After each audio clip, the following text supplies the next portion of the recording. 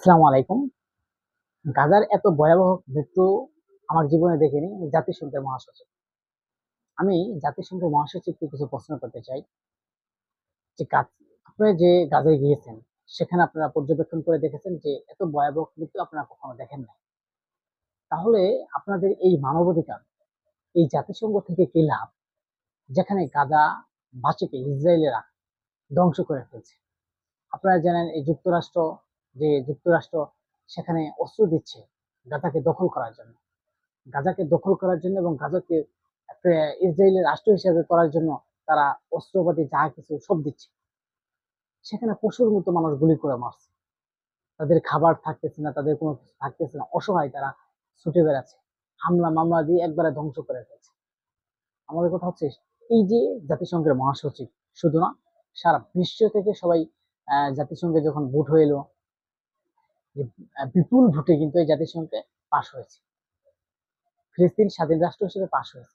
এখন আমার কথা হচ্ছে যে সবাই ভোট দিলেও পাশ হয়েছে, কিন্তু এই ইসরায়েলকে কেউ থামাতে পারছে না। ইসরায়েলকে কেউ থামাতে পারছে না। আমি মনে করি আপনারা শুধু ভোট দিলে হবে না, সারা বিশ্বকে এগিয়ে আসতে হবে সেই ইসরায়েলের বিরুদ্ধে অবস্থান নেওয়ার জন্য। ইসরায়েলকে তাদের ইসরায়েলের বিরুদ্ধে প্রতিরোধ গড়ে তোলার জন্য কাজ করতে হবে। ইসরায়েল যে বাংলাদেশের পক্ষ থেকে ইসরায়েলের বিরুদ্ধে অবস্থান নিয়েছে এবং স্পষ্ট করেছে, এবং তত্ত্বাবধায়ক সরকার যে বাংলাদেশের যে প্রধান উপদেষ্টা আছেন এবং পররাষ্ট্র উপদেষ্টা আছেন, তিনি কিন্তু স্পষ্টভাবে বলেছেন যে বাংলাদেশে ফিলিস্তিনের পক্ষে সবসময় আগেও ছিল, এখনো আছে। এখন কথা হচ্ছে যে এই যে ফিলিস্তিনে সারা বিশ্ব থেকে যে ফিলিস্তিনের জন্য খাবার নেওয়া আসা হচ্ছে, ত্রাণ নেওয়া আসা হচ্ছে, তাদের খাবার দেওয়ার যে ব্যবস্থা করা হচ্ছে, আমি মনে করি সেটা দিলেই হবে না। এই যে জাতিসংঘে ভোট দিলাম, সেই ভোট দিয়ে সমাধান হবে না। আমাদের ঐক্যবদ্ধভাবে সারা বিশ্বে কাজ করে ফিলিস্তিনকে রক্ষা করতে হবে।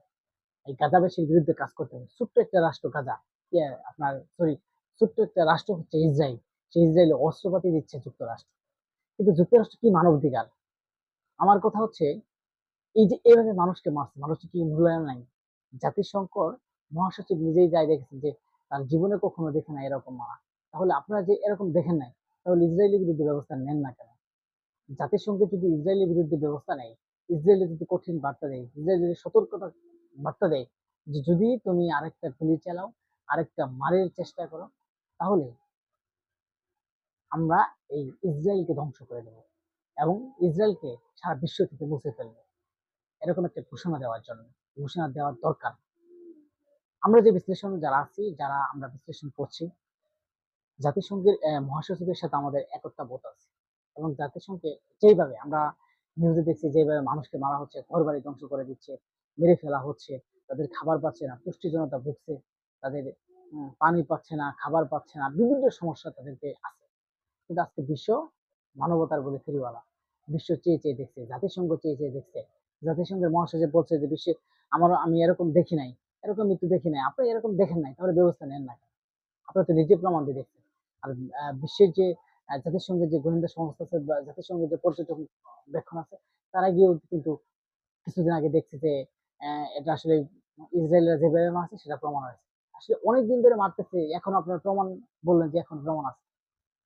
মারতে মারতে তাদেরকে ধ্বংস করে ফেলছে, এতদিনে তাদের প্রমাণ পাচ্ছে। এভাবে যদি হয়, তাহলে এই যে ফিলিস্তিনকে যদি শেষ করা হয়, ফিলিস্তিন যদি বিশ্ব থেকে শেষ হয়ে যায়, গাজাবাসী যদি বিশ্ব থেকে শেষ হয়ে যায়, তাহলে একটা কথা মনে করবেন, মুসলিম রাষ্ট্রদের জন্য ক্ষতি বয়ে আনবে।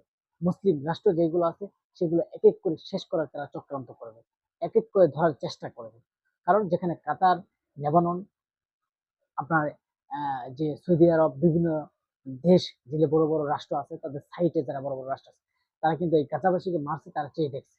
ফিলিস্তিনকে মারছে, যেখানে আমাদের অনেক মুসলমানকে মেরে ফেলা হচ্ছে, মুসলমানকে একবারে নিঃস্ব করে দেওয়া হচ্ছে। তারা একজন ইহুদি রাষ্ট্র, ইহুদি হয়ে তারা মুসলমানকে এভাবে ধ্বংস করছে। আমাদের উচিত, সারা বিশ্বকে উচিত, জাতিসংঘকে উচিত ইসরায়েলের বিরুদ্ধে একটা অ্যাকশন নেওয়ার দরকার। আমরা মনে করি যে কাতার, তারা তো কাপুরুষের মতো কাজ করেছে। কাতারে যখন হামলা করেছে, আমার উচিত ছিল যে কাতার এবং যারা এই মুসলমান যারা আরো দেশ আছে, তারাও কিন্তু গুলি করার দরকার ছিল। আমি যেটা মনে করি, তাদেরকে পাল্টা গুলি করার দরকার ছিল, যে পাল্টা হামলা চালার দরকার ছিল। তারপরে আমরা টেবিলে বসবো, এরকম একটা, কিন্তু তা না করে তারা বিভিন্ন দেশ সফর করেছে। ইসরায়েলকে ধ্বংস করতে হবে, ইসরায়েলকে মেরে ফেলতে হবে, কারণ ইসরায়েল জাতিসংঘে এসে বিচার দেয়। বিচার কি করবে? জাতিসংঘ কি বিচার করবে? সব মুসলিম দেশগুলো ঐক্য হচ্ছে। এখন কি আপনার যখন মারছে তখন আপনি ঐক্য সৃষ্টি করছেন? কেন এতদিন আপনি বুঝেন নাই? কাতারের প্রধানমন্ত্রী এতদিন কি বুঝে নাই? কাতার কি এতদিন বুঝে নাই? সৌদি আরব কি এতদিন বুঝে নাই? যখন দেখছে যে বিশ্ব সংস্থা সৌদি আরবের উপর যখন কাতারের উপর যখন হামলা চালাচ্ছে, তাহলে কিছুদিন পরেও সৌদি আরবের উপর হামলা চালাতে পারে, এমনটাই কিন্তু আভাস রয়েছে। যেই কারণে কিন্তু পাকিস্তানের সাথে হাত মিলিয়ে যে আমরা একটা প্রতিরক্ষা বাহিনী গড়ে তুলবো, আমরা চুক্তি সই করবো যে আমাদের যে কোনো একজন আক্রমণ করলে তাদের পাল্টা জবাব আমরা দুজনে মিলে দিব। এই যে একটা অবস্থা, আমরা মনে করি এই গাজাবাসীর যে ভয়াবহ মৃত্যু এবং ভয়াবহ মারা হচ্ছে, সারা বিশ্ব থেকে একটা ডাক আসার দরকার। সারা বিশ্বের যে দেশ আছে সব দেশে থেকে ডাক আসার দরকার, যে ইসরায়েলের কে ধ্বংস করে দেওয়ার জন্য, ইসরায়েলকে বিশ্ব থেকে মুছে ফেলার জন্য। দর্শক, যদি ভিডিওটা ভালো লাগে অবশ্যই সাবস্ক্রাইব করে পাশে থাকবেন। আর হচ্ছে যে এই যে বিশ্ব যারা চুপ আছে এখন বর্তমানে, বিশ্ব কিন্তু সুন্দর করে চুপ থাকতে, গাজাবাসীকে ধ্বংস, ইসরায়েলকে ধ্বংস করে কেউ কথা বলছে। আমি মনে করি যে সবাইকে উচিত এই ইসরায়েলের বিরুদ্ধে কথা বলার জন্য। জাতিসংঘে যে বিল পাস হয়েছে, যেখানে বিপুল ভোটে আপনার ফিলিস্তিন স্বাধীন রাষ্ট্র হিসেবে ঘোষণা হয়েছে, স্বাধীন রাষ্ট্র হিসেবে ঘোষণা দিয়ে দিচ্ছেন। আমার মনে করেন যে স্বাধীন রাষ্ট্র হিসেবে ঘোষণা দিয়ে দিচ্ছে, তাই কি ফিলিস্তিন ধ্বংস করার ধ্বংস করার চেষ্টা এখনো তো গুলি বাদ দেয় নাই, এখনো তো মারা বাদ দেয় নাই, অথচ আরো অস্ত্রবাদী নিয়ে যাচ্ছে, আরো যুক্তরাষ্ট্র অস্ত্রবাদী দিচ্ছে, ফিলিস্তিনকে মারো, ফিলিস্তিনকে ধ্বংস করো, ফিলিস্তিনকে দখল করো।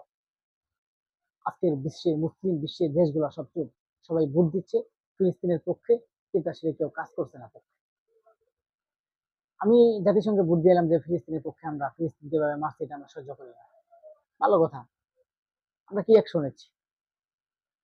এই যে সারা বিশ্বের যে দেশগুলো আছে, ধরেন 50টা রাষ্ট্র ফিলিস্তিনের পক্ষে কাজ করছে, আমার কথা মনে করেন 50টা রাষ্ট্র যদি একটা করে গুলি ছাড়ে, একটা করে বোমা ছাড়ে, ইসরায়েল কি থাকবে? ইসরায়েল কিন্তু আপনার ধ্বংস হয়ে যাবে, একবারে নিঃস্ব হয়ে যাবে। আমাদের উচিত এই ইসরায়েলকে ধ্বংস করার জন্য বা সারা বিশ্ব থেকে একটা ডাক আসার দরকার।